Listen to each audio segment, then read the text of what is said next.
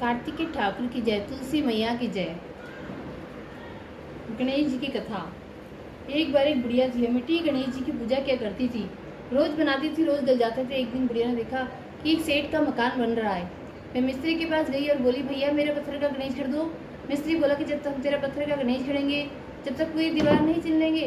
बुढ़िया बोली कि राम करे तुम्हारी दीवार टेढ़ी हो जाए। ऐसे कह के बुढ़िया चली गई। शाम को सिखाया तो उसने पूछा कि आज कुछ भी काम नहीं किया।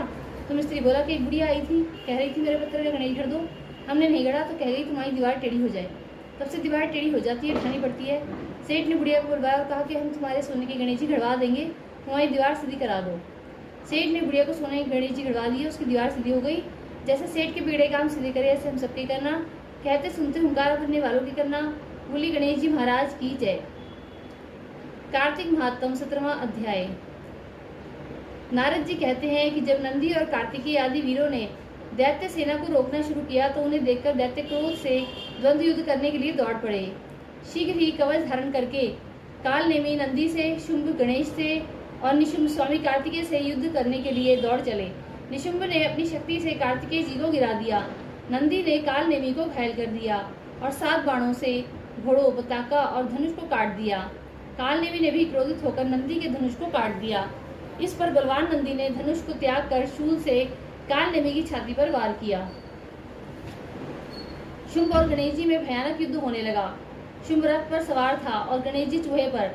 दोनों ही परस्पर एक दूसरे पर प्रहार करने लगे। गणेश जी ने बाण से शुंभ की छाती फाड़ दी और 3 बाणों से उसके रथवान को भी भूमि पर गिरा दिया। शुंभ ने भी क्रोधित होकर बाणों से गणेश जी को घायल करके 3 बाणों से चूहे को घायल कर दिया। तब काल नेमी और निशुंभ दोनों एक साथ गणेश जी पर बाणों से प्रहार करने लगे। गणेश जी को पीड़ित देखकर महाबली वीरभद्र करोड़ों भूतों के साथ दौड़ पड़े। साथ ही कुष्मांड नामक पिशाच, भैरव, बेताल, योगिनियों के समूह एवं अन्य गण भी वीरभद्र के साथ हो लिए। उनकी किलकारियों, सिंहनादों तथा अन्य शब्दों से पृथ्वी कांपने लगी। भूत दौड़ते और नाचते हुए दैत्यों को खाकर उछलने कूदने लगे। नंदी और कार्तिकेय जी भी तब तक स्वस्थ हो गए और युद्ध में राक्षसों को अपनी बाणों से शीघ्रतापूर्वक मारने लगे।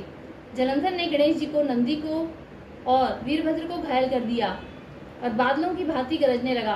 कार्तिकेय ने शीघ्रता से उस असुर पर अपनी शक्ति से प्रहार किया। शक्ति के प्रहार से व्याकुल होकर जलंधर घूमने लगा। फिर उसने बड़े क्रोध से कार्तिकेय को भारी गदा मारी और कार्तिकेय भूमि पर गिर पड़े। इसी प्रकार उसने नंदी को भी भूमि पर गिरा दिया। इस पर क्रोधित होकर गणेश जी ने उनकी गदा को फरसे से काट दिया। तब दैत्यराज जलंधर अत्यंत क्रुद्ध हो गया और भयंकर शक्ति का वार करके गणेश जी